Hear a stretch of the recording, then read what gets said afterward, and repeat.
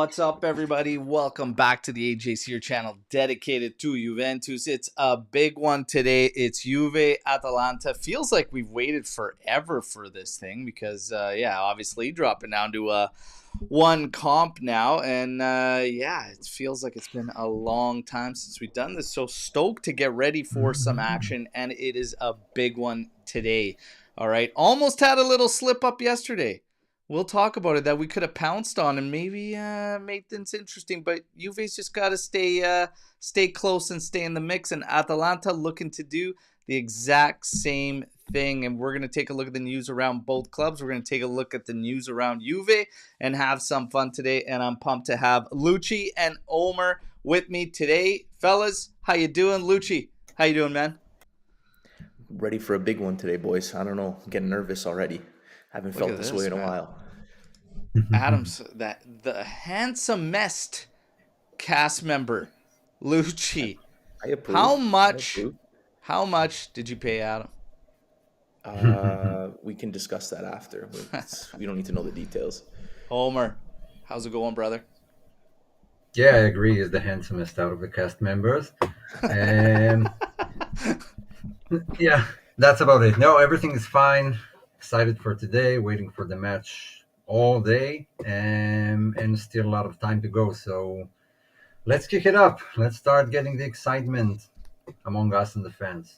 Let's go. It's a big one. It's a big one. We got Dragon's 8 coming in here. Ciao, ciao. LJJ. Hello, guys. And this is not normal timing. Our clocks went ahead an hour out here. So, might see a little bit of a change in there for people getting in here later, realizing that we've gone live here. I forgot the notification there, just the reminder, but it's all good. It's all good. Matteo coming in here. Morning. Ciao, ciao. And Michael Gagliardi, good morning. Juve going to come up big today. Hey, let's go. We're here for it. Hopefully that's the case. We are going to tackle some of the news, some of the headlines that have been going out there, and a lot of it has to do with how Juve is going to act in the summer as far as the attack goes. I just want to get your guys' opinion and your thoughts on some of the rumblings that are going out there. Atalanta, we have several players apparently that we are looking at, and it's funny because normally when Juve plays a team, the news hits with players that you're interested in. And it'll be like, they're playing it was Verona and it was Jackson Chachua. Juve's interested in picking up this player, whatnot, but he's been linked with Juve previously. And to be honest, to be fair to these guys, we have been linked to Lookman for quite a while as one of the alternatives in attack. We've been linked to Ederson for 2 years. Now he's another player. And then Retegui, we had links to him last summer. The price tag was, of course, double what Atalanta paid because of the Juve tax. But these rumors are all swirling around again, that these are some of the players Juve's looking at. Are we still just at the point of wanting to shut down business with this team? They're just so damn tough to deal with and always want that premium price for all these guys. Or is there one of these names that you'd like to maybe even still deal with Atalanta for? How do you guys feel about this list? Omer, why don't you kick us off? How do I feel? Individually, all those players are great players. I would love to have them. Again, I wouldn't go out spending on a midfielder. So, like Ederson is the bottom of the list for me, although he's a phenomenal player. I've liked Lookman. I've said about a year and a half ago that if Chiesa leaves, he will be my choice of replacement, and he probably still is. And who was the third guy? Now it was Ederson, Lookman, and Retegui. Oh, yeah. I mean, obviously, each one of those is at the top of his game for Atalanta. But, remember in 2008 to 2012, you were always looking at players from Udinese at the time. There were tons of players from Udinese that you were either looking at or buying. And I remember a comment I read back then that read out, would you stop buying players from Udinese? If they were that good, they would have won the Scudetto or at least compete. And that's kind of how I feel with Atalanta. They don't go for their entire roster. There's something there at Atalanta, the expectations, the manager, and whatever that works out. It clearly doesn't work out for them when they leave. So going for three at a time, man, that's digging your own grave for me. One of those Yeah, guys. I Make me I, choose one. I don't know. Yeah, all these freaking guys, and depending on price, it's always going to come down to the devil's in the details for me. You know Yeah, I what? mean, If I you're see looking at like these guys, 120 million here. Ederson's going to be the least of the guys I'd be chasing out of those three for Yeah. sure. It would be between Lookman and Retegi, and it really depends on what happens and other options for me. It's as simple as that. But I am more leaning towards not really dealing with Atalanta. But Lucci, your thoughts, those three players? Yeah, I'm definitely staying away. And I liked Retegui coming from Genoa last summer. I would have been all over that. Unfortunately, the price was kind of ridiculous, and it'll be even more ridiculous come this summer. So I don't see any of it happening. Lookman, I don't know. He was really nothing before he joined Atalanta. He's kind of been around the block, and Ederson I haven't seen other than at Atalanta. So I'm very skeptical of spending money there. Same with Fiorentina. We always seem to get burned there too. So. Yeah, that's another place we could probably stop shopping. And everybody's asked the same thing. It's like all the like just this interest in all these Atalanta players, especially after Cope Miners. And I don't really know. It's almost like, even if we don't look to finalize sales, maybe Giuntoli's trying to work on certain relationships with certain clubs just to kind of maybe set something up or help themselves. But I don't know if Atalanta would be that team considering their track record of guys that have left and not really Yeah. produced to the same level. So yeah, I don't know if if those are the guys, unless he feels that way and is trying to set something up that maybe we can have better dealings in the future. I'm not really sure, but on And these they're not guys, looking for money. They're not looking for money. Their financial state is great, so you can't even push them around to give you a lower price. Hmm. So it seems like a really it's like a just hundred weird. It million doesn't on really three make players. sense. Like I said, if No, he's trying to set something up relationship wise, which would be a good idea considering the Juve tax is real.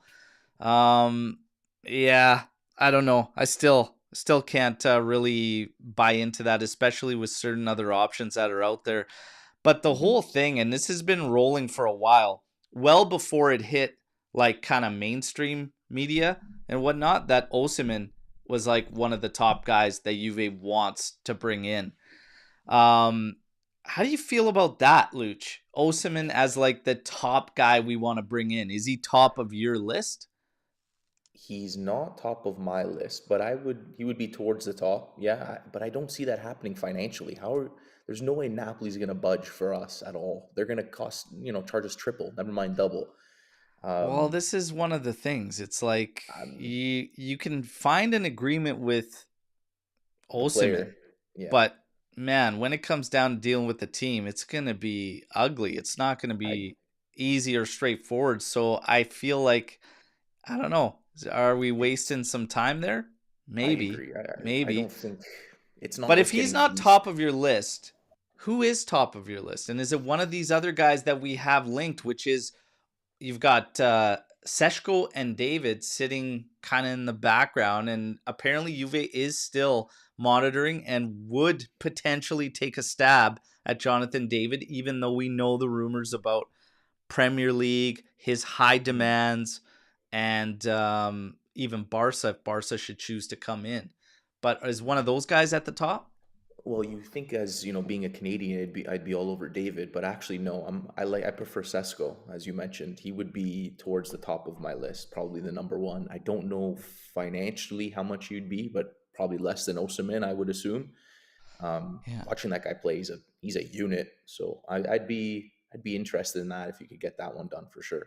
Seshko, yeah, yeah, and we do have a comment here from Forza Juve. Doesn't Osimhen have a purchase clause of 70 million with the fantastic stipulation of not in Italy?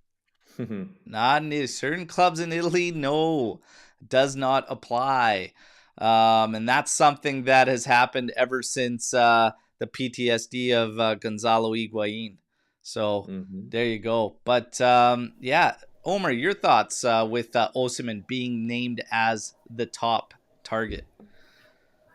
Osimhen is a tricky one. Like, I'm having a hard time deciding if it's good or not.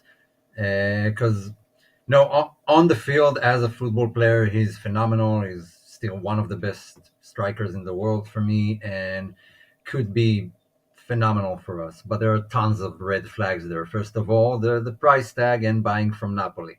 I don't like the idea of giving 70 plus million to Napoli, Hmm. and they're not going to budge. They're not going to give us, any discounts or whatever. His salary won't be low. I believe it will be something closer to Vlahovic rather than the 4.5 million guys we're getting right now. And his attitude, his demeanor, the troubles he got Napoli into. Maybe it's just Napoli and it happens to almost every player there, or maybe he is a troublesome character. And for a young team that kind of looking for itself and trying to figure out what their identity is, someone like that might derail the whole thing and create some bad atmosphere in the dressing room. Maybe it was a Napoli thing, but now there are too many red flags for me. Mainly the price tag, and I would look somewhere else. Yeah, they're talking about Osimhen and Tonali are like the two. That's the dream. That's the dream chase right now for Giuntoli in the summer. All we got to do is qualify for Champions It's League, free not to lose that dream. revenue. That's a must. That should happen anyways. I mean, let's be serious. But those two guys in the attack, it's Kolo Muani remaining and Osimhen coming in. Kolo Muani had an interesting interview midweek, and he was talking about obviously joining Juventus and Thiago Motta having a big part of that. However, he was speaking to his time at PSG, and he obviously talked about, I couldn't handle the pressure. Literally his own words, I couldn't handle the pressure. And he also continued, because that kind of was a little bit of a red flag for some fans. Like, whoa, he just literally admitted he can't handle the pressure. There is going to be pressure with us. You're just at a honeymoon phase right now. Hmm. But the way he continued in the interview was actually pretty good, because he just said, yeah, he said, a young player, a high fee, high purchase fee, around 90 mil. And being a French national team player at PSG, he just said it was a lot. And he did go as far to say Luis Enrique gave him a ton of opportunities and he was not able to take them. So he took full accountability, never threw his coach under the bus, which is great. And he just was very candid, very straight up, that he just, yeah, he could not deal with that. Now, in saying that, I appreciate that he answered the question wholeheartedly and in a fantastic fashion. But it kind of confirms my thoughts on him even before we got him, which was I was iffy because of how things went at PSG for him. I'm going to be quite honest. With all the guys we've mentioned, I'm kind of iffy on all of them. I'm kind of iffy on David. I'm a little bit iffy on Benjamin Sesko. I'm iffy on Osimhen, big time. And I'm Hmm. kind of iffy on Kolo Muani. Like, the truth is, I feel like there's risk everywhere we go. Yep. Well, And there are it's no going to come down to guarantees. the details. It's going to come down to the details. Someone noted that Benjamin Sesko's got a release clause of 60. I could tell you this for sure. I would go that route before chasing Osimhen. Yep. If it's a 60 release clause and you know Osimhen's got 70 that doesn't even pertain to us, that immediately wipes Osimhen off the list for me. And I would go that route. As far as the supporting guys, again, devil's in the details, because I think the two guys that are listed as fallback plans, Seshko and David, would probably be my top two that I'd go for, seeing as how David's on a free. Hmm. And I'd really, really be looking at that and trying to push for those two over and above these other guys. And it sucks for Kolo Muani, because I know he's here. He has shown a lot and he's done good. he came in red hot. There was a lot of goals there, but we knew that was going to fade, and then you have to start looking for some substance there and more to go on. I'm just not at the point where I think he's a for sure we got to sign. That's all. Guys, your thoughts? No, I Yeah, I agree. wouldn't say he's like for sure. We got to sign him. It has a plus that he does play for Juve right now, so we can measure him under Motta and with the team and whatever. As far as his interview goes, I think it was very straightforward, very honest. I get it, being the 90 million signing of the biggest club in your country, and Yeah, after all those guys left, Neymar, Mbappe, and Messi. I mean, that's a lot. That's a lot yeah, to take in. Some guys can handle it. Maybe he couldn't. Maybe he was too young for it. So I think I didn't make a whole lot of it. Just pretty honest. Um, and as far as the striker goes, my guess is that we'll sign someone who is yet to be mentioned. yeah. That we wouldn't See go that? for any of those targets. If I had to guess, I assume they'd go to Man United for Xerxes or Hoyland, one of those guys. I don't think they'll go for the big money guys. And I'm like you, I'm kind of iffy on some of those, but I can't measure them because they don't play in Italy. I mean, Retegui would be a dream. I think it costs too much, and if it doesn't go to Juve, then I guess he'll end up somewhere else in Italy, possibly Inter, and I don't want him to go there. And part of being the great Juve again is buying players so that other clubs can't have them. That's Yeah. what we used to do. Yeah. So yeah, that's where I stand on Kolo Muani, but he still has a lot to prove, and Hmm. there's still a lot of matches for the season. So again, we'll judge him by the end. Yeah. Yeah, I Lucci, agree. what do you think?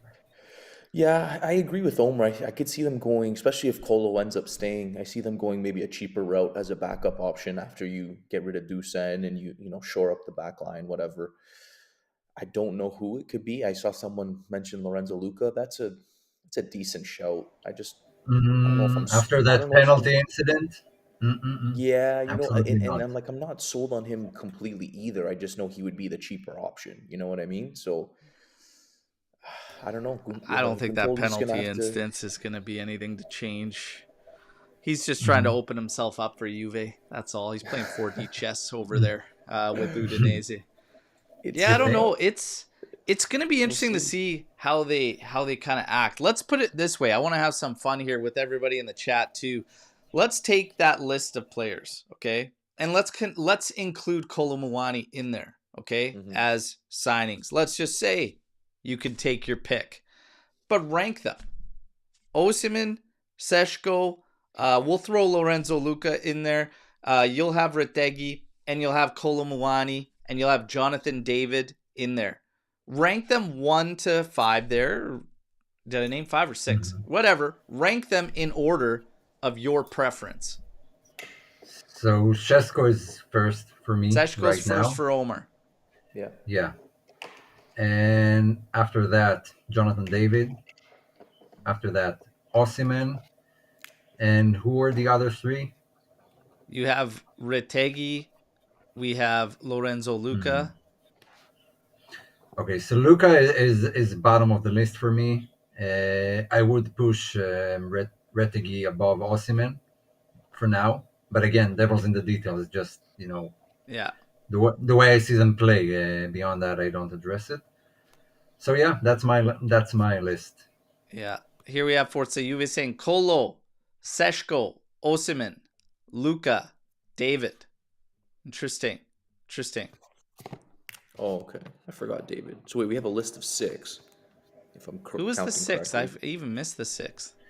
I think I got Kolo is the sixth one. yeah, if we're Kolo including Muani, yeah. Kolo. So I got Retegui, Sesko. Seshko, Kolo, Dave. Yeah, so it's 6. Retegui, 1. Seshko, 2. Kolo, 3.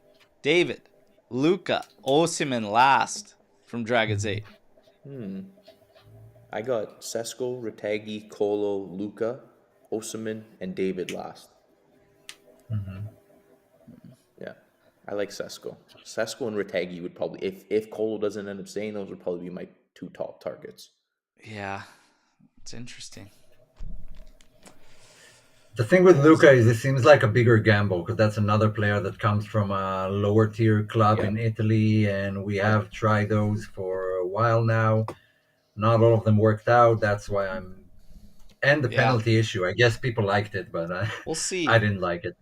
We'll see how it plays out, but it's Mhm. interesting to see, and it's all over the place. Like when you look at this, which is interesting, and it goes to show you, like, who knows how it's going to play out. But like some have Jonathan David higher up in the top two, some have him right in the back. Osimhen, it goes anywhere from top to middle, third or fourth ranking to dead last, it's all preference. and it's what you're measuring on, because if you're measuring the fact that he has had issues with Napoli, multiple coaches, because he had some issues, Spalletti had some issues with Conte, his agent was playing some weird games there, he's got AFCON that he goes to as well.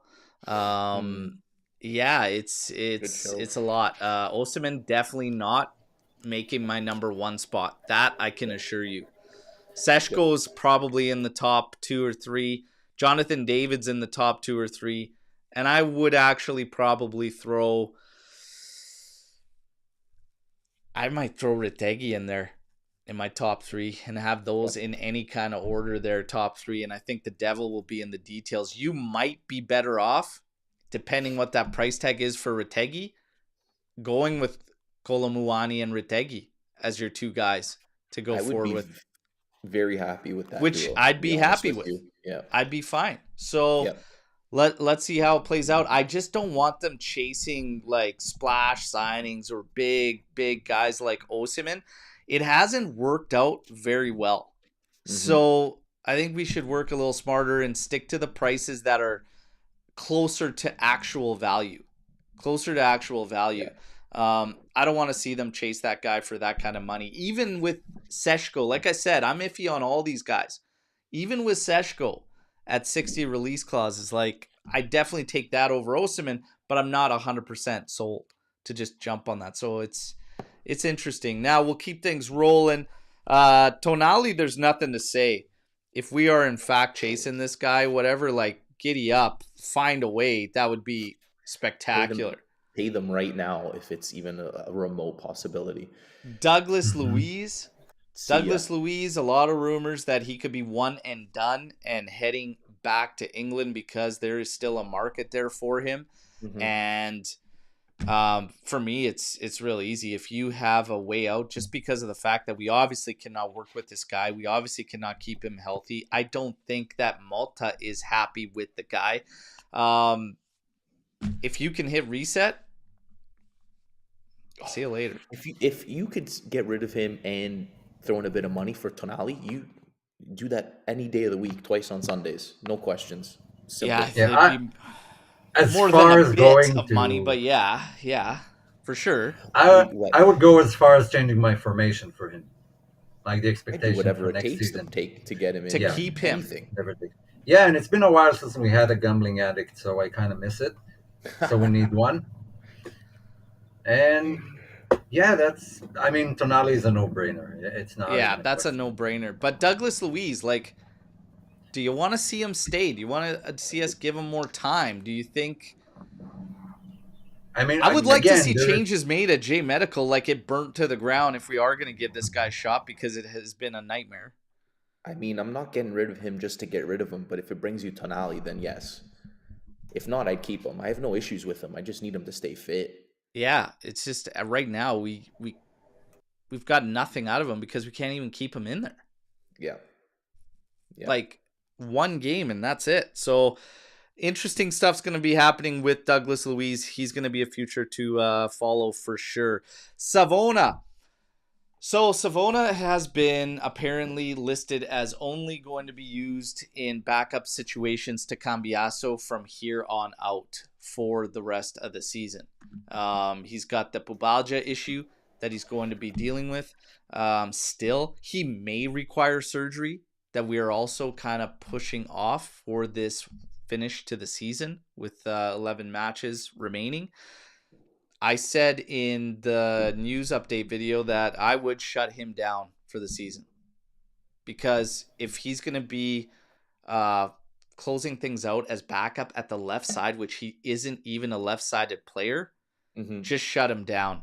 Get him recovered. Get him fit. If he needs surgery, get the surgery done, because I would pick Weah, who could play left side as well as right side. I'd pick him before Savona on the left. I would pick McKennie on the left before him. I would even go as far to go back to Lloyd Braun at the left side. Okay, Lloyd Braun Kelly. So I say shut down Savona and take care of the kid's health and go from there.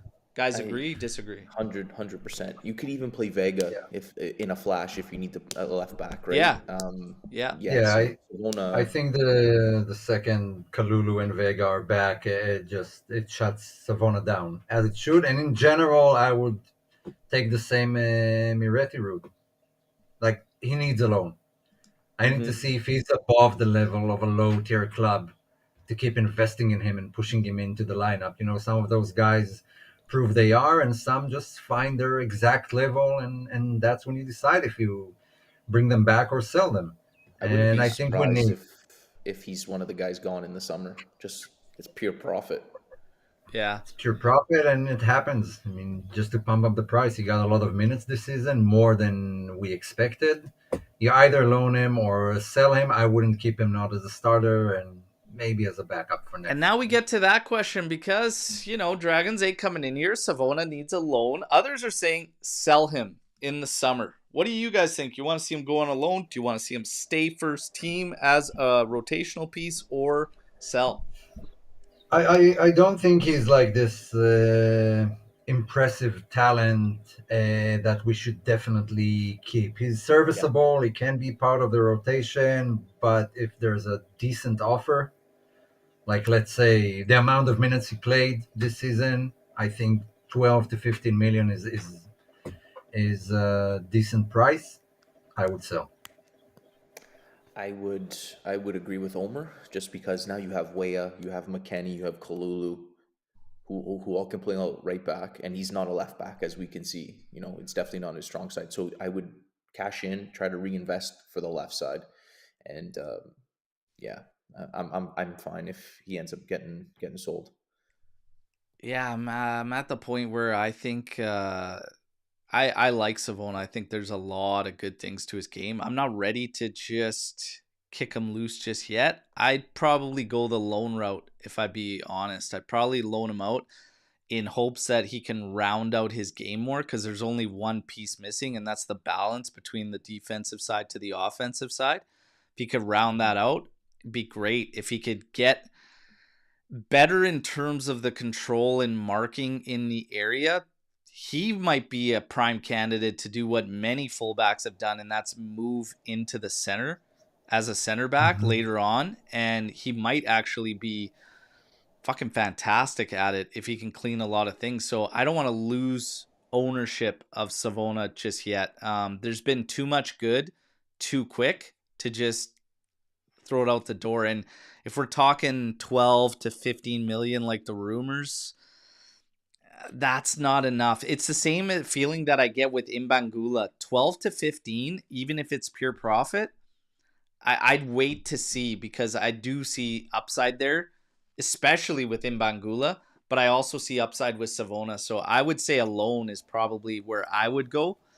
I think we're a few performances from Alberto Costa that will potentially ultimately decide. But I mean, we've Savona seen goes. one cameo there too, and everybody was kind of like, "Whoa, he's attacking!" It's like, yeah, no, I'm not taking that against a team that was completely overwhelmed and dominated. So it's like, yeah, again, it's going to be something that we just follow. He's definitely needs a few performances in general in more open matchups to see what even Alberto Costa can do. But he's a promising young player too. And Rui, I don't like getting rid of guys just for, and like I said, we should be at the point now where you're not forced to make these moves. So if the books are getting where they need to be and they're right, it's time to start getting a little bit more control and not just quick to say goodbye just for quick profit, especially 12-15. But maybe they don't think if they were to make that move, maybe they don't think Savona will ever hit a higher price than that, right? So Right. it's a little bit of a gamble. Depends on the feelings there. Now, we keep things rolling outside of Savona. Holy hell, everybody. We might have found a deal for Kostic. Kostic might be going. We're going to crack a bottle when that deal's finalized, okay, if we can get it done. But 5 to 6 million euros, you know what? I would take a bag of official match balls if that's what it takes. Just get this guy off the Get it books, around. get him out. Arthur is another one. I would, take whatever the hell you can get. Say Is he goodbye. even playing? Do you know? Artur, is he Chico? getting any? Yeah, no, Artur. Is he Oh, getting any? Arthur. Is he getting No any game idea. time? Okay. Don't care. I know he's coming back. It's just that loan, and then we got to find a solution. But yeah, Kostic. Thank you, Fenerbahce. Thank you, Mourinho. Mhm. You indeed are the special one. Okay, so thank you. Now, Club World Cup coming up. And this will dive into Juve, but a little more Serie A related, as Club World Cup, 100 million euros apparently going to be going out to the winner. And not in one shot, but I think it's up to 100 based on participation fee and then your earnings getting to that spot and winning the final. We heard originally it was going to be 50 million euros for participating. Then it went down to 15 million euros around this thing.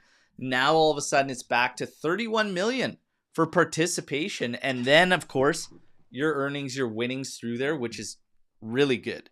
Really good. But what I want to spin this into is the rumors and reports, because 9 out of 20 clubs in Serie A right now have American ownership. And Serie A is looking to play some regular league games overseas in the States. And it's time to get your guys' thoughts. How do you feel about that? Omer, how do you feel about league games taking place in the U.S.? Well, I'm kind of on both sides because there are tons of fans in the U.S., in Canada, in Mexico that it's a bit of a hassle going to a match in Italy, and it takes a lot of planning, and they deserve to watch some matches too. Having said that, the schedule that football, big football teams have right now is impossible the way it is, and now adding more flights and coming back to those are matches that are just a defeat is written all over them just from fatigue. And so yeah, it's nice for the fans and everything, but if it does cost us points in the season, then I'm not all for it. Mhm. Yeah. Lucci? I'm curious how it would like work out, especially like Omer mentioned with the travel and everything. Like, how do they plan on with other competitions? How do you plan on making all that work? Yeah, and another issue here that Sorit brought up is like you lose the home advantage. So what we go to play Mm-hmm. Genoa in the US on our home match, so it's basically not a home match. Didn't even think of And that. you Yeah. kind of, and if you go, against bigger teams, because I guess they don't want Juve Genoa, they want Juve Inter, and those type of matches, it can have serious bearing on the Scudetto race. I'm easy. I'm over here in Canada. I'm flat out no. I don't think Mm-hmm. you should play league games in the States. I think it's too much. I understand marketing. I understand trying to promote the league. I just think there's better ways. I think you're already playing a Super Copa. You've changed it to a tournament. You've made it 4 teams. You're doing that in Saudi Arabia. Just move that, but have it at the start of the year. Because What if back in what if they do the Coppa 2003, Italia? you had the Super Copa, and you played that at the beginning of the season. You used to always play it at the beginning of the season, but you took that game over here, and there was a lot of fans that went out to New Jersey, New York, out that way to watch Milan and Juve play for the Super Copa, and that's a good showcase. Now all of a sudden you're doing it with 4 teams, which brings more exposure, obviously, given who the teams are. Use that. But to take actual league matches outside of that, it starts to, I don't know. It starts to take away. There's home field advantage. There's the travel. There's multiple competitions. that some of these teams are going through, and you're going to add to it. And the biggest thing for me is I think it's actually going to be counterproductive because you're going to have players speaking out against it, and it's going to happen. NFL, everybody's brought up the NFL because the NFL plays games and travels for regular season games in a league that only has 16, 17 games per season for each club. Like the Mexico debacle this season at the start of the year, Green Bay Packers, that's my team, Green Bay and Philadelphia, that pitch was fucking terrible. The players had nothing but bad stuff to say about it. The players, a lot of them don't like traveling to England for their league games. And as soon as that happens, you lose it. And the NFL trying to do that, again, bring your preseason games over. Make sure that the players are all on board, have fun with it and stuff. But when it comes down to actual league, the intensity cranks up and everybody gets way more intense. Also your players, and they will speak out about it. It's too much. I agree with you, first of all. Definitely for league games. The only thing I would like, if they have to do that and they just, hell bent on doing matches in the US, I do the first 2 rounds of the Coppa Italia, where it's, one team plays at home and it's one match, and then when you get to the semifinals, it's home and away, so that goes back to Italy. But do all the Juve, Empolis, and Inter Como and whatever, do those matches in the US. Fine, there's not a lot of matches, so you can kind of play with the schedule a bit. That's the only route I would go if they're going to do that. But in general, I agree with you. Not the fans should see some matches, but I wouldn't go that far. Yeah, so it sounds like we're all kind of on board with that one. Now we got to get to obviously Thiago Motta, Juventus. We got a big one today against Atalanta. We did see some statistics come out. We will take a look because some fans had some feelings around it. And first up, things were about to get very interesting today, okay? And Lex is going to take some heat today, everybody, okay? So Lex on her Twitter, this is what happened at the 2-1 scoreline. Wasn't going to bother watching, but now I need to tune in. Lex, why'd you have to do that? Because AC Monza English coming in here. Don't jinx us. Oh, yeah, she jinxed you.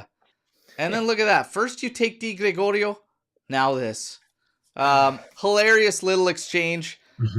Thought it was actually Monza's account.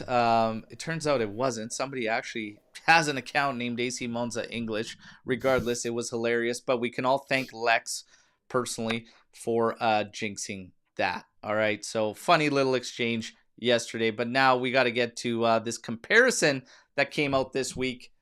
And it is practically identical for Thiago Motta's Juve and the 2011-2012 Conte side. This was used as a major proponent for defending Thiago Motta and moving forward no matter what with Thiago Motta. But it's completely different. Completely different vibes around both teams. Completely different outlooks for teams. Completely different rosters. It's just not apples to apples. So, in saying that, by the numbers being identical, should this be what we look at to keep Motta around? Luch? No, you can't base it just on this. Like you said, it's a completely different feel, atmosphere. Everything about it is different. Even though that's honestly, when I saw that, I was like, this can't be true. Like what's funny is that we're not far removed from when our numbers were right there with Del Neri. And now all of a sudden, 5 wins in a row, our numbers are right there with Conte. It's hilarious. It's wild. But with that said, I just don't think just because of the numbers are like that, it doesn't mean Motta has a clear path to continue. I think a lot remains on how the team ends up finishing this year. So if they continue down this road and they keep winning, I think I'm okay with him staying. But we'll see how the next 10 games go. Yeah. Omer, what do you think about fans bringing that up, pulling that up for stats? And Yeah, that's not a comparison that spend million on. Based on that comparison, we're gonna give him a new contract or keep it. That's not how football works. Completely different times, completely different type of football expectations. We came off 2 7th place finishes. Like anything above that would have been a success. To be honest, some of those guys kind of shocked us. I mean, Vidal was decent at Leverkusen, Steiner was okay at Lazio, and those guys kind of exploded for Juve, but it wasn't expected. And there's like context to the matches. You need to watch the matches during the season to get the feel of the team and how close they were to winning. How many of those draws were almost losses that we salvage or almost wins that we fumbled. So just looking at the stats and saying, yeah, it's just apples to apples and go with it forward. I seriously doubt any football clubs work that way yeah, across the globe. For me, there's just way too much context that goes out the window. And I mean, yeah, that's great. But I remember 2011-12 very well. And we were still frustrated with a lot of draws. But that team had their identity early on. Like it was November, you knew exactly who that team was. You also felt that you could win all those games.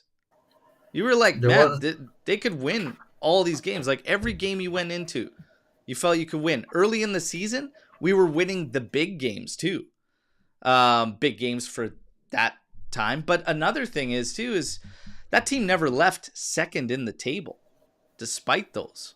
So it's like you had more leash because you were really only competing with Milan. And surprising for us because, again, coming off some brutal finish, a 7th place finish, whatnot.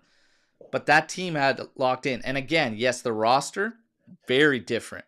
Way more key guys over there on that roster than this one. But, we did work somewhat on the cheap with the signings. We got Pirlo that a lot.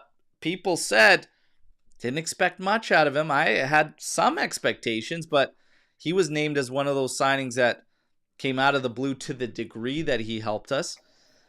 The other thing is, the team won. They ended up winning 10 of the last 11 matches.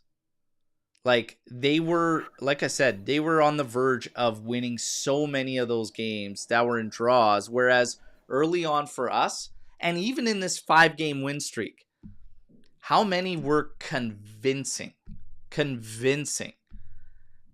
Probably Verona. 1 or 2. Like Verona was convincing, and somebody said Inter to me, and I said, no, that first half could have been 5-0 Inter. I mean, if you combine the good halves we had during those matches, then you get to like 2.5 good matches.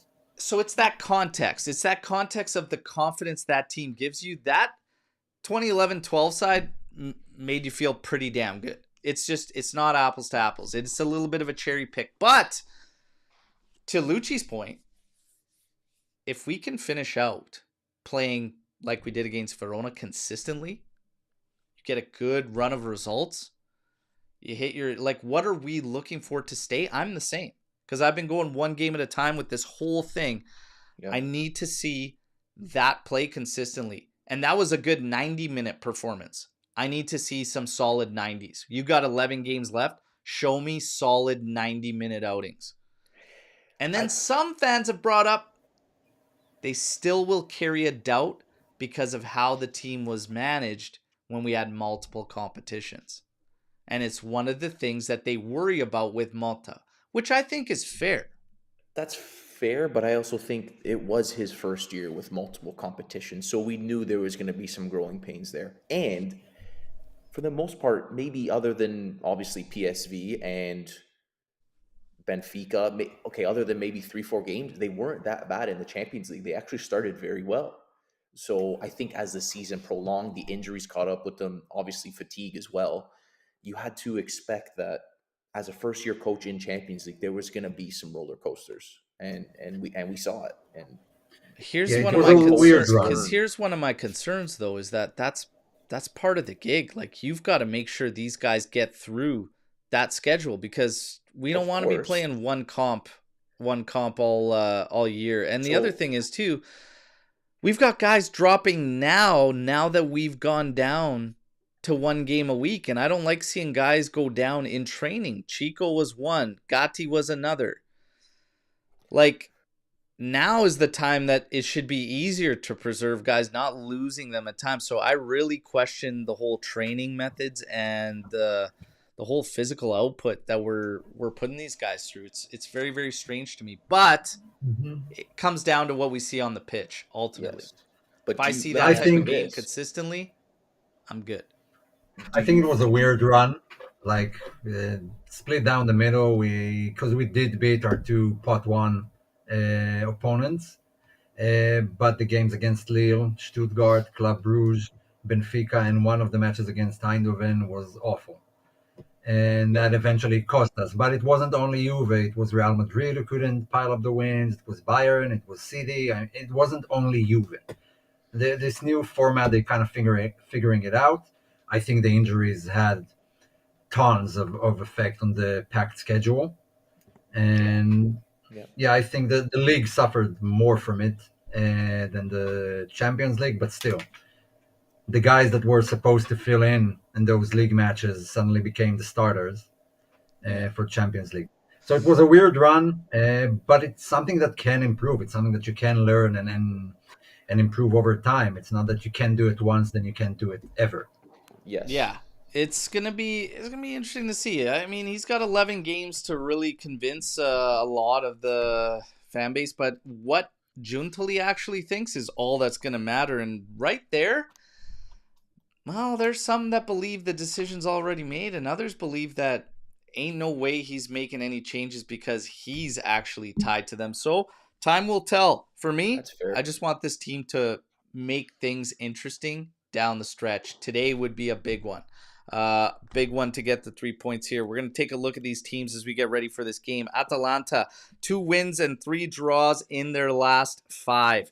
Gasperini a bit frustrated with some inconsistent displays. Club Brugge also beat them in Champions League, making them favorites to bow out in the second leg. So they've got work to do there as well. And just like I said, speaking to their inconsistency, they beat Empoli with an emphatic 5-0 scoreline, only to go into a goalless draw against Verona on home Hmm. soil. Like, it's a yo-yo. And to be fair, our season's been a yo-yo, but what I said has kept us in this entire time is the fact that nobody is convincing. Nobody's been convincing this season. Napoli had a stretch where they were convincing. Injuries have caught up to them and the lack of depth, and now they're going to be in a mix too. So nobody's pulled away. We've been able to recover 10 points in 5 rounds. That's Wow. actually crazy. That's actually crazy. And that's what's got us even thinking about maybe something crazy happening. But again, low probability. When we look at Atalanta, there are injuries ahead of this clash for them. Posh, latest to suffer an injury that's going to actually keep him out for months. So he's got a big injury there. You look at Taloy, who's expected to replace him. You've got Jim City and Kolasinac that are going to be present in that back three. They also have long-term absentees in Scamacca, Kosunu, and Scalvini. And then you've got Ian, who is a significant doubt for this clash. But there's a late assessment that's going to happen with him that we'll see if he can get into the squad. We're going to take a look at their lineup right here. This is what we're expected to see. So their standard 3-4-2-1 setup: Taloy, Jim City, Kolasinac, Carnesecchi obviously in goal. Bellanova, Ederson, De Ruin, and Zappacosta across the middle. And then De Catalare, Lookman, and Retegui. So strong lineup still, even if we're talking about absentees and everything. Some of the matchups will be very interesting to look at when we get to Juventus. For Juve, we did get a boost with Vega getting back into the mix, but not expected to start. Gatti does find himself able to go. We'll take a look at this. This is going to be slightly different than the changes because, again, Yildiz got the shits. So he's out. And what's expected to happen is McKennie to slide over as a winger with Cope Miners taking over the 10 role. At the back, you see Kalulu there. He is not expected to start this game. It's actually expected to be Gatti and Kelly. Everything else out there is listed as what we are going to see. So, guys, what do you think about what would you do in the instance that Yildiz leaves? Because our absentees are Ruhi, Bremer, Cabal, Milik, Luiz, Chico, and Savona. Yeah, I wouldn't play all 4 midfielders together from the get-go. Yeah. Like, so straight 100%. To Mbangula, it's not even a question. Coop Miners go back to the bench. Although I think McKennie as a right winger is a decent player there. I think he has very good crossing. Last season when he played there more often than not, he had like 10 assists. But that's not his position. I would play Mbangula. And I wouldn't play Kalulu unless Gatti has one of those injuries that we had during the season. If there's a risk of him getting injured for a longer period, I wouldn't start him. But if he's fit to play, I wouldn't play Kalulu and Kelly. They didn't play together yet. It's an important match. I wouldn't try out new things right now. Agreed. Yeah. With the rest, I agree. No need to change. Yeah. To Omer's part, that's a good point about playing McKennie on the right there, because I also think he could cover for Weah whenever Weah's deciding to go for a long run or whatever into the box. But I wouldn't play him and Coop together. I would definitely start Mbangula, or do you take a chance and play Kolo as a winger and start Dusan up top? I don't know if I'd do that, but I would probably get Mbangula in there to start, and then if you need to adjust at halftime, do it that way. This way, it leaves you, if you're starting all 4 midfielders, it leaves you very thin come second half. If an injury is tired or whatever. So you can't go with all the mids right out of the gate. That just, it makes no sense. Makes no sense to do that.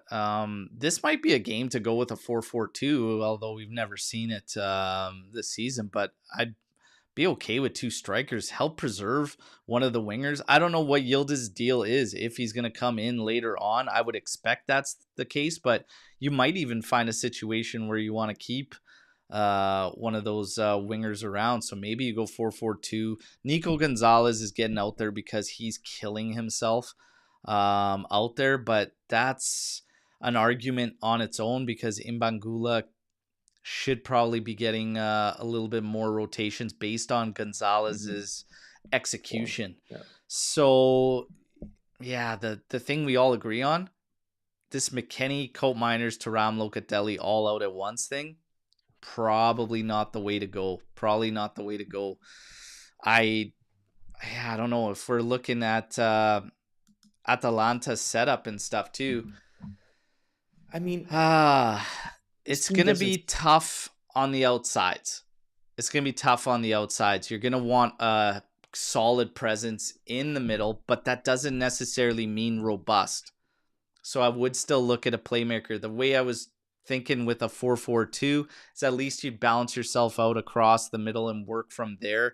Having 2 strikers up there could help things, especially if one's Kolo Muani, who could be very dynamic and versatile, and you get him away from that back line and get him moving and linking everything up and helping out the fact that the flanks are going to be tight. It'd be something I would look at doing.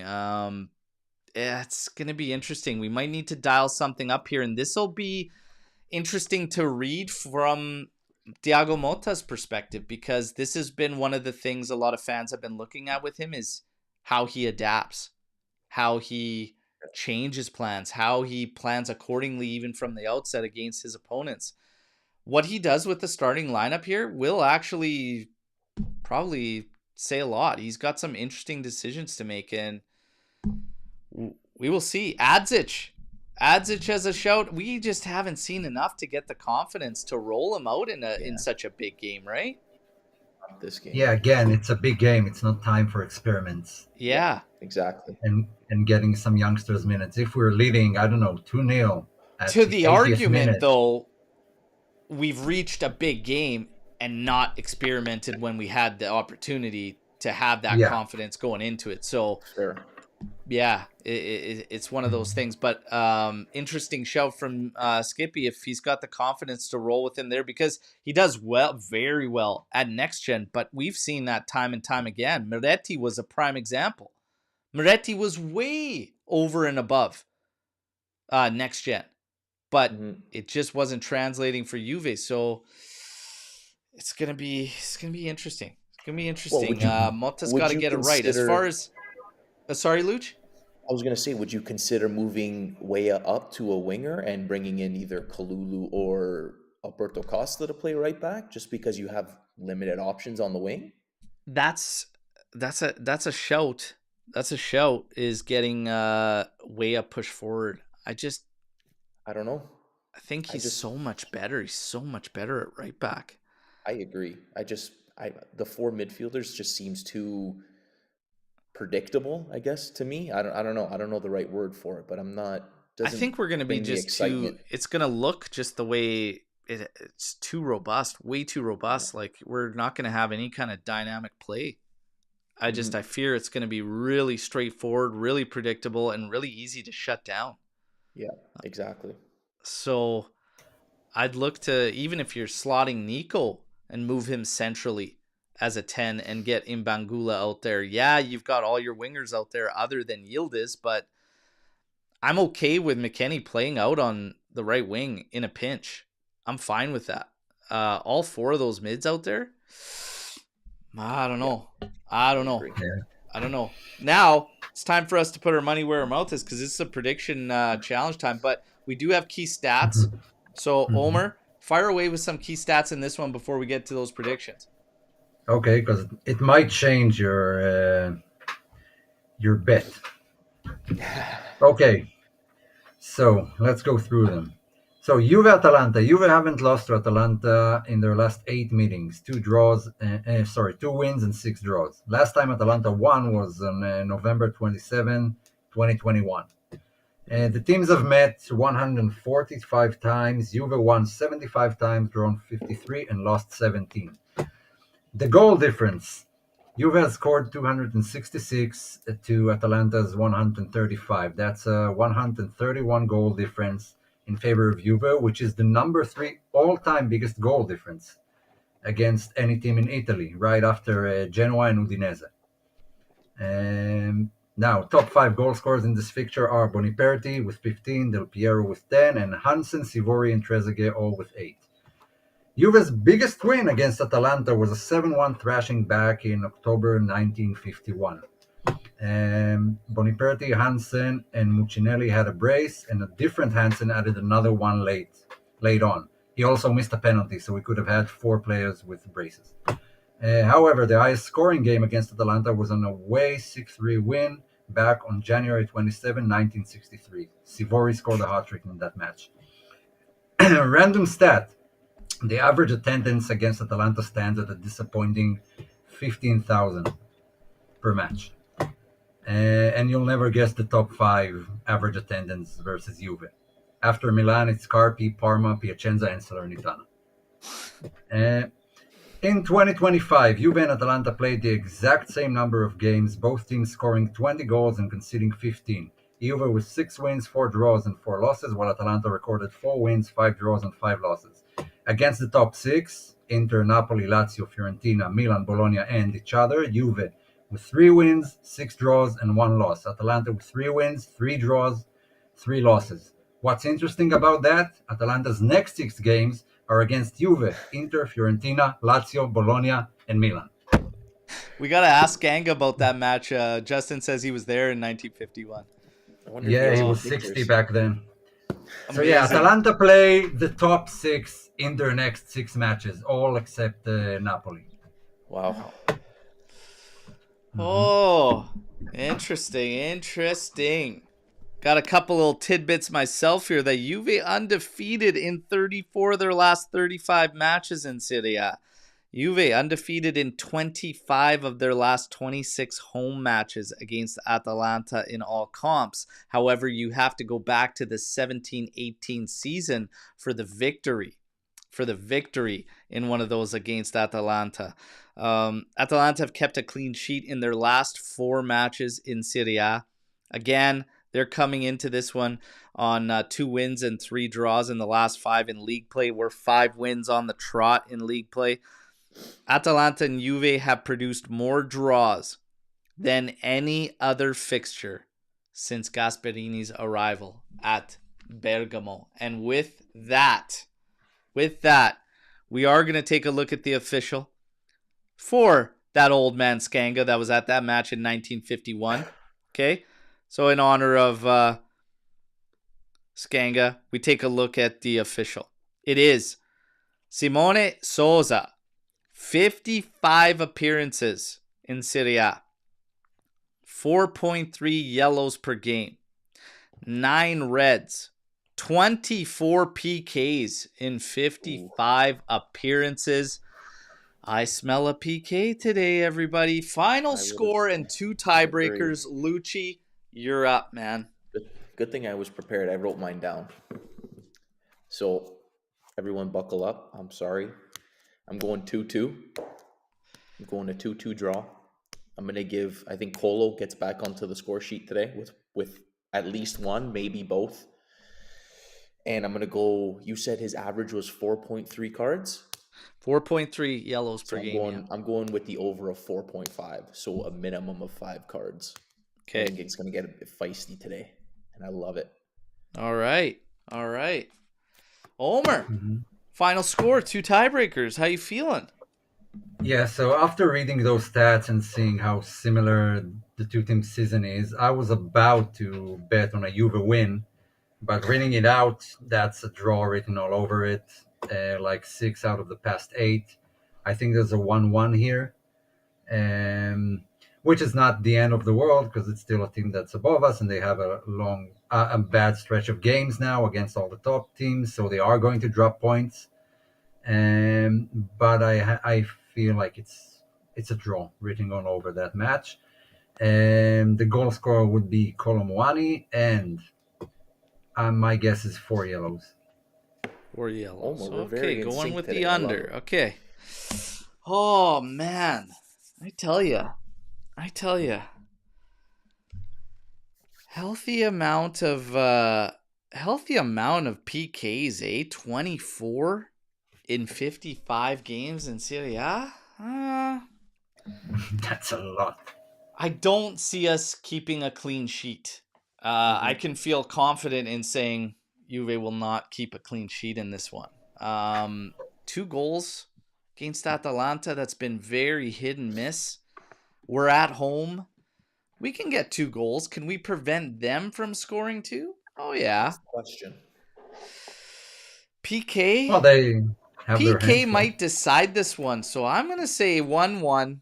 And we get a PK to go 2-1. 2-1 Juventus win from a PK. Simone Souza. PK. And we get it. I will say that... yeah, you guys both went on the Kolo for the goal. If we get a PK, probably be Kolo stepping up to take, depending on who's there at that moment. He took our last one, right? Because we haven't got many PKs. He took the last one. That was a winner too, against Como. I guess I'd have to call him to be one of the goal scorers, would I not? And then who gets the other? McKennie. Yeah, I feel like this game's got a McKennie goal written all over it. Bigger, yeah. Let's go Mac. And then I'm gonna say that. Well, of course, a PK will be a tiebreaker, saying that that's how our winning goal comes from. That'll be Kolo's and McKennie scoring the other. There we go. It's in the books. Let's see how the chat feels. 3-1.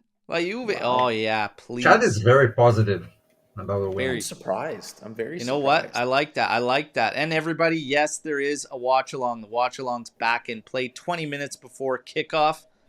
I'm firing it up. All right. So I hope to see you all there and let's Juve, share in the reactions. What do we got? Juve also have the longest scoring streak, right? In Italy, per match right now. Yeah. I think you're Yeah, right. they do. What is it? 15 Mhm. games now? Something 15 like games, that. I think. Juve will Yeah. have to score today. 3-2 Juve is what I hope for, but 2-2 is probably the realistic prediction. We've got 2-1 Juve, Kolo I and agree. Dusan scoring Interesting. the winner. 3-3. This is going to be an open game, and it always feels like we draw against Atalanta. Yeah. I'm going for a high-scoring draw, 2-2 or 3-3. Okay. RB woke up on the right side of the bed. 2-0 Juve. Let's go, Skippy. 2-0. Whew. Let's A go. brace from Wow. Dushan. 2-1 I'm Juve. so confident in Colo the clean sheet. I don't know how and everyone's doing that. PK. Kolo, PK, and Luca gets one today. We got a Ooh. 1-0. Ooh, Gatti in the box to break it and give us the victory. Okay. He 2-0 deserves Juve. it. First goal counter, second goal pure Motta ball. 2-0 from Pierre Portella. 2-0. McKennie and Lloyd Kelly. Let's go. Let's My go. boy. Claudio T 1-0. Gatti goal in the corner. We got Gio Conini 2-1. Juve. Let's go. Let's go. We got a lot of optimism out there. I like it. I like it. And we got some Locatelli goal calls. Yeah, we could use a Loca goal. We could use a Loca goal. I like it. Storm the barn, everybody. We got time. Let's take a look. Let's see what you got today. Any next gen players you would like to see debut this season or next?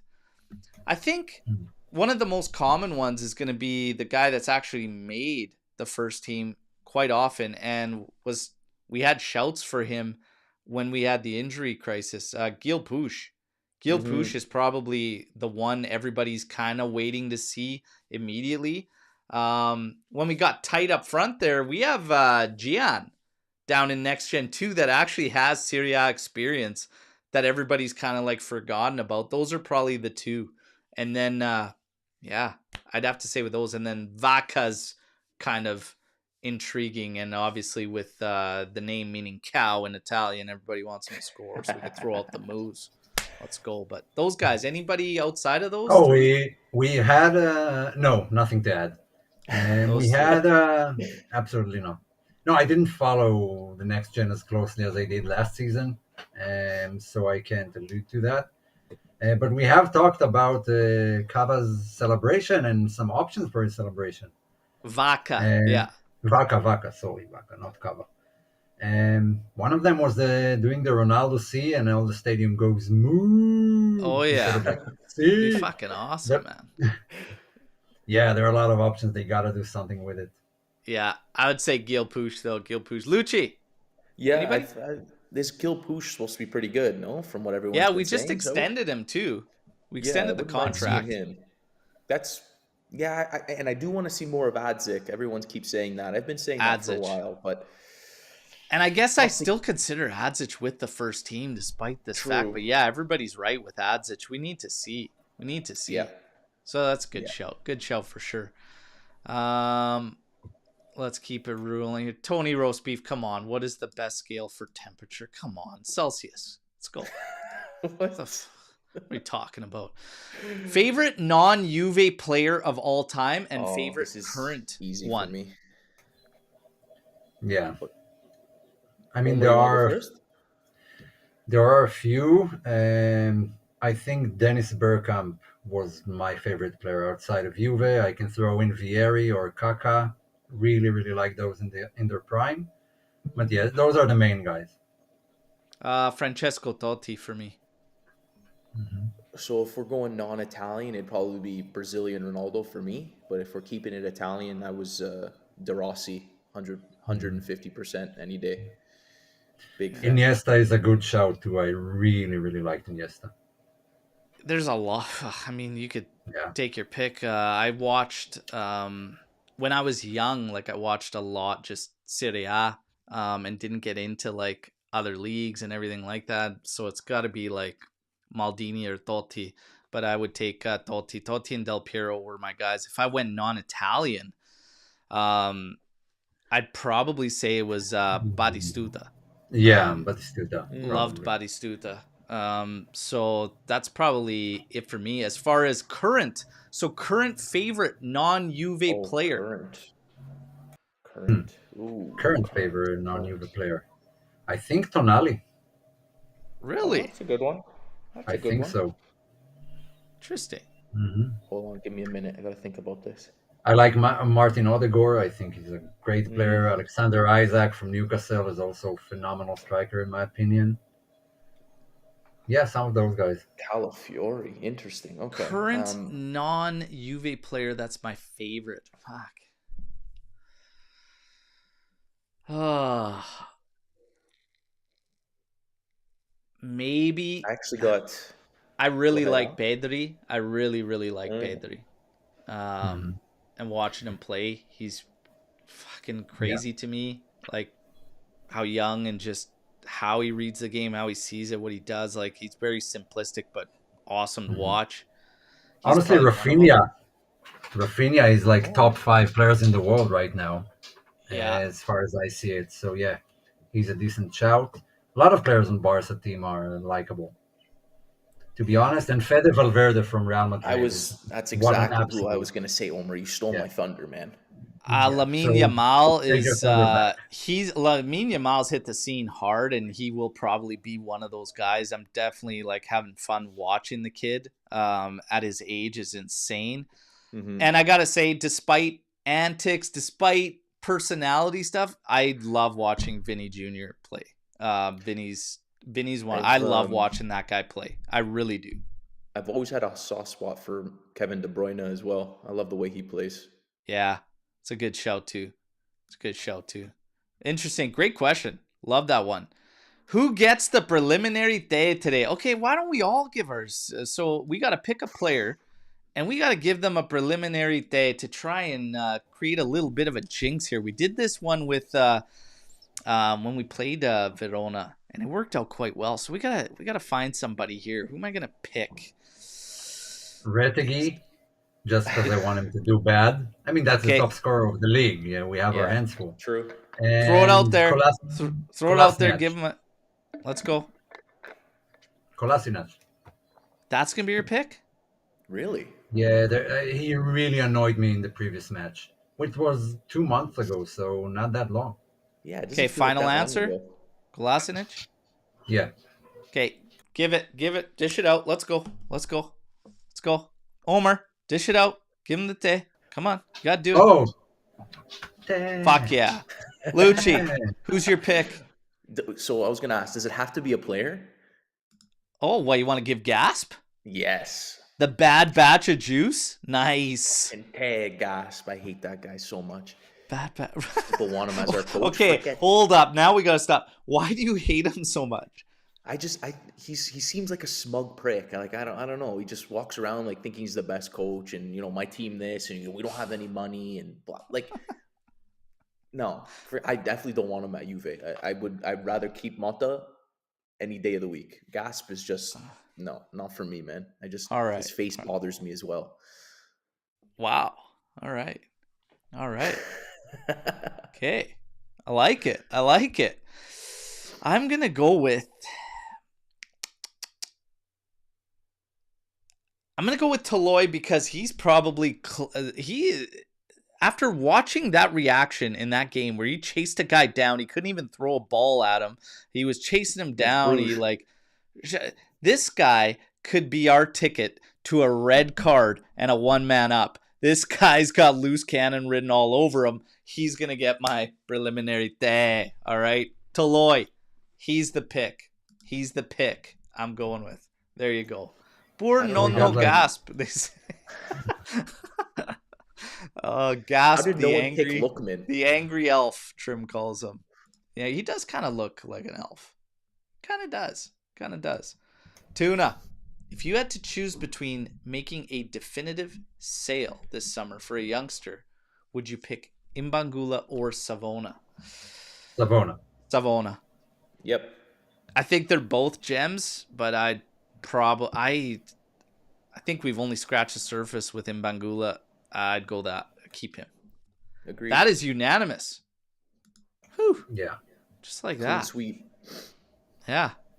Even Merged coming in here. Savona. Just like that. Not even a discussion out of it. Fuck, I feel bad for Savona. Maybe I should put up a fight, but I agree with you guys. Let's see. Pierre, purely hypothetical. If by some miracle we won the Scudetto, what would you rate the season out of 10? And to who would you attribute the most credit?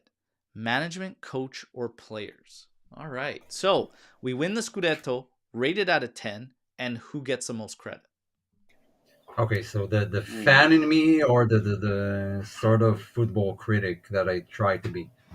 Because the fan in me, if we win the Scudetto, that's a 10. Nothing else It's a matters. 10. I It's a don't. 10 I if we Yeah, would I win. agree. don't. I don't care about anything else. Yep. As a fan. Yeah, As a fan. yeah, and who would be the guys, to point out, attribute the most credit? I said some of the players on the roster. Not everyone, not all the players, but some of them really held it together for a long time to sort of make it possible. If you want to call out Gatti, Di Gregorio, Thuram, Lucatelli, those would probably I be my guys. That's tough. Considering everything, and the You know, all the responsibility that fell into their lap suddenly. If they manage to pull a Scudetto out of it, that would Yeah. be a 10 for me. If I'm a critic, I would give it a 7. But still, Yeah. I'm anything above 5. I'm thinking this way. I'm thinking fan in me is a 10, obviously, because you've pulled a trophy. Critiquing it, honestly, again, we just pulled 10 points in 5 rounds. That also tells the picture of what these other teams are doing. They've allowed us to kind of get to where we need to be. So that would factor my critique rating of a 7.5 to maybe an 8. fair. As far as That's fair. credit, everybody. Even Juntali, who takes a lot of heat, that brought in the guys that have got the job done. There's been injuries. Motta would get good credit for quietly, and this is why I never bought into the injury thing and our backline so bad. It's like we've got the least amount of goals conceded in the Uh-huh. league, and that's without Bremer from very early on.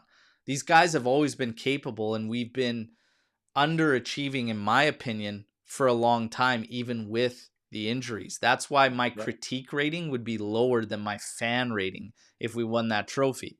But as far as the credit, definitely players too, because look at a guy like Gatti, for instance, that's played a fucking absurd amount of minutes, gets shit on rapidly, yet we have the least amount of goals conceded, and he's been the only constant at that back line.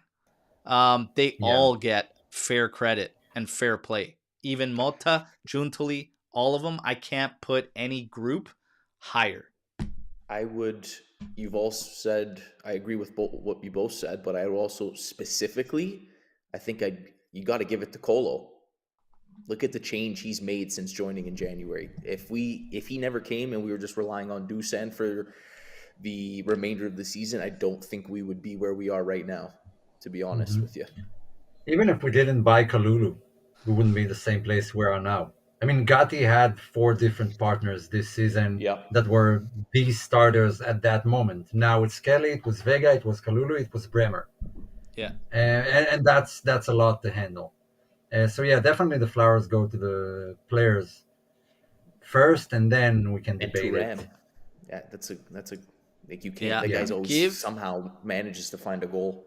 we give Gattone his flowers. Gattone getting the flowers. Listen, if you guys have stormed the barns, we still have time for a couple, so fire away. I'm going to ask you guys, do you guys have something you want to bring up maybe we haven't discussed that you want to tackle in a storm the barn? I kind of have one. Go ahead. Okay, all right. So I saw a tweet yesterday coming out from Bonetti, and he's talking about Milan's kind of situation right now, where it appears Conceição will be walking at season's end. Shit canned. And he says, we must bring in De Zerbi. And he says he plays the style of football that they want to see. And I'm like, I'm kind of laughing because it's like, is everybody right now just chasing what they want to see from football in making decisions? Or like even like us as fans get caught chasing. Like we want to see a certain type of football when at the end of the day, would you really care if you were winning? Because for me, De Zerbi would be a nightmare going to this Milan, and I think he's the wrong guy. Mm-hmm. Absolutely. Absolutely. I don't think Allegri will go there as well. And like Allegri needs a I management could that he see it. can. I don't see him stepping into that mess. With with his history and all the trophies he's won, and this team needs a complete overhaul. They change their roster every summer, almost their entire roster. He's not going to put up with that. So either they buy into his way, or he just doesn't go there. I don't see him going there, to be honest. Yeah, I mean, just so much more is an issue there than coaching. But like in general, I find everyone right now is just so focused on like beautiful football. And then Totti had this quote that was literally like this week where he says, Mourinho, Allegri, Capello, Ancelotti, do they play beautifully? No, Because they play effectively. he says the players play, as far as I recall. The players play. The coaches just set them up. But this is where he lost me. Because he said there's no Guardiola or Klopp style system. In the end, what matters is the result. Maybe you don't play well, but you win. And that's where he kind of lost me. Because there is. How could you say Guardiola doesn't have a system? Yeah, I don't know Like about that. you can't say that. But I agree in essence of what he's saying that it could be not coming out beautifully. Of course. Of course it may Mhm. not always come out beautifully, which would depend on the players. But to say that coach doesn't have a system, I don't Mhm. know. I don't know. Maybe they don't have set systems. Ancelotti changed. He used to always be 4-4-2. Yep. 4-4-2, 4-4-2, and then finally the skilled players changed him because he's like, I cannot sacrifice not having this guy on the pitch. And then he threw Mhm. caution to the wind, said, fuck it, I need to go with these guys. No, these are experienced coaches that know the match doesn't end until it ends. They're not, hell bent on winning it early to close out the match. Sometimes they take their time. That's what made them great and gave them tons of wins. They all have some sort of a system, but they do leave a lot of the heavy lifting in attack to their talented players who can create something out of nothing, which are disappearing in world football for me. But they do have. I mean, Guardiola definitely has a system. He just changes it every season to adapt, which is smart and probably what got him most of his titles. But I don't know. Everyone looking for that next the tiki taka Barca kind of ruined football in that sense because everyone's looking for it. Bring in this new young exciting coach that will make the team unbeatable and control 90% of possession, and it doesn't work. If it would have, then Barca wouldn't have been so special. That Barca of 2010. So yeah, I'm Yeah. not all for that. You can't. No one can know which coach will be better for which team. It's something that you have to find out along the way. And let me ask you a question: how many teams that change coach every season to pursue success? To how many of them it worked out? Not many. Maybe none. How many coaches that what's already left? Like if you change a That coach every year, Omer, is that what you're saying? Yeah, yeah. If you change Yeah. your coach every year, how many of them have like something to show for it? Not can't be many. Hmm. And then Well, so I don't know. Like, based on stats, it's not the way to go. Yeah. Yeah, The I would way it agree. worked out for other teams. That's why I'm not all for let Mota go because it wasn't horrible for the entire season.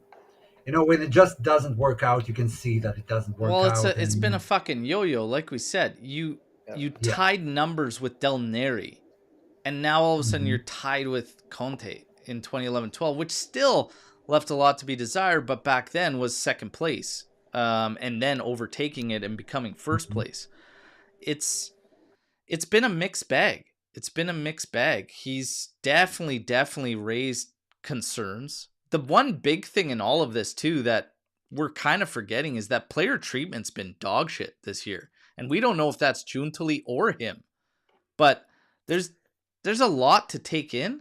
At the end of the day, it Okay, hasn't but been to the point where it's like a definitive. It never has reached that point for me anyways, where it's been a definitive get the fuck out of here. No. mhm. There was a time where it was a definitive wake the fuck up and start getting the job done because we've been underachieving. That part we hit 100%. It's like you need to start winning some fucking games, man. Right now down the stretch, yeah, I mean there's still things he's got to prove. I mean, I don't think it's ever an easy decision for coaching, but I don't think that there's this set you got to keep a guy at least 2 years. Oh, you got to keep a guy at least 3 years. Oh, you can't get No, rid it's of a very guy random. mid-season. I think it's all about the feels, and it's all about what's going on. I think you'll know when you got the right guy or when you don't. And I think sometimes you can tell right away, and I think other times you can't. I think with Mhm. Motta, it's very hard because it's been such a yo-yo season to really know. So I'm like, kind of like, maybe it's the right decision. Maybe it's the completely wrong decision. Like, We I'm don't kind of know. in the middle. That's the issue. We don't know. That's the issue. Exactly. Yeah, yeah. So at that point, we got to trust the guys that are calling the shots and going through it because I could fight the argument either way for this guy. I could fight the argument to say, see you later. I could fight the argument to say, wait a second, we need to still see. Yeah, Because yeah, I've been here for a while now, one game at a time. And that's yeah. where we're at. Mhm. One game at a time. Let's see. Let's see. We got a couple final ones. Pierre Portela coming in. Is our strong defense protected by meaningless possession, or is it actually rock solid? Uh, I We did mean, have a lot of luck with some matches. A lot of luck, yeah, mainly Inter in that first half. And yeah. but it's not a coincidence. Eventually, I mean, I saw a stat today that Di Gregorio, I think, is the fourth keeper in Europe Clean in sheets. top five leagues with most clean sheets. Yeah, I saw that. And And Yeah. I think he had the least amount of games started too, if I wasn't mistaken, yeah, he on had that like list. 22, and Some Sommer of the was other above goalies him had at 26, 25. 25. Yeah. Yeah, yeah, because he was kind of now he's number one, but early in the season, him and Perrin were switching a lot. And considering all the absentees we had over the season in defense, it's actually pretty remarkable, and it can only be luck. I mean, something is working there. Maybe it's the strong midfield. Defensively, we have right now, Thuram and Lucatelli did a lot of dirty work and are still doing. Hmm. And I don't know, something works. Like at times they seem very weak, very penetrable, Yeah, they but make me nervous at times. eventually, yeah, but eventually the stats kind of speak for themselves. I mean, it's not a You're right. coincidence. I think like I can understand maybe questioning it and like it doesn't feel like when everybody saw the stat actually start to get posted, there was a lot of surprise. People were like, whoa, what? He's got like the lowest goals conceded like of all the clubs in Serie A. It's like, and that's because of how the games play out. Like we could be conceding a lot more, but they're getting by. I don't think this defense is rock solid by any means, but I think Hmm. it's good as a unit. And that's been one of the struggles through a lot of the season is that balance. It's felt sometimes like we either have to focus so much on the defensive side that we lose in attack, or it's the other way where we go so hard in attack that we look like we could concede at every counterattack we face, right? So it's showing us both sides of it. I don't think it's rock solid by any means, but it's I better think than there's a what most risk. make it. It's better than Yeah, what most make it. And I think Kalulu, to be honest, Kalulu had a point where he completely fell off as a center Yeah, back. absolutely. And that fucking hurt us too. That hurt us too. And we've conceded. Think about this as well. 5 goals out of those games, or out of those, have been conceded with Gatti out of the 21. Like, Yeah, and we're still like the best defensive team in the league this season yeah, so far. You can argue however you want about the players and their abilities, but you can't argue with we are the best defense in the league right now, Yeah, yeah, it's kind with of most crazy. clean Never sheets. would have guessed. yeah. Yeah, doesn't seem And like it, but it is what it is. that's right. It might not feel like it, but it's good enough. It's good enough in terms of oh, sorry, in scoring, not defending. One of Juve's biggest weaknesses this year has been set pieces. Do you agree? And Yes, how can we improve in them? Absolutely, 100%. it's been weak. 100%. Absolutely. The only thing I could think of if I was trying to take a look at improve, number one, I think in general, even from our wingers, Conceição, Yildiz, their crossing needs to be way better. Like, and that's not on set pieces, that's just overall play, but it factors in the set pieces too, because even Cope Miners, whoever's been Yeah. taking them all, more often than not, the delivery is not to the level it How needs many to be times at. do we not beat the first man? It's so Yeah, like frustrating. it's infuriating.